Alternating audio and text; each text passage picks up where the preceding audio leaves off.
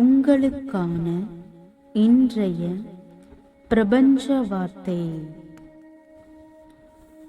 எண்ணங்களின் சக்தி அனுபவபூர்வமாகவும் விஞ்ஞான சோதனைகள் மூலமாகவும் நிரூபிக்கப்பட்டிருக்கிறது. சில ஆண்டுகளுக்கு முன் ஓர் ஆஸ்திரேலிய விஞ்ஞானி ஆகாயத்திலிருந்த கருமேக கூட்டங்களை நோக்கி எண்ணங்களை செலுத்தினார். தம் சோதனை சாலையில் இருந்த வண்ணம் அந்த மேக கூட்டம் களைய வேண்டும் என்று எண்ணினார். தொடர்ந்து உணர்ச்சி வசப்பட்டு 5 நிமிடங்களுக்கெல்லாம் மேகம் களைந்தது.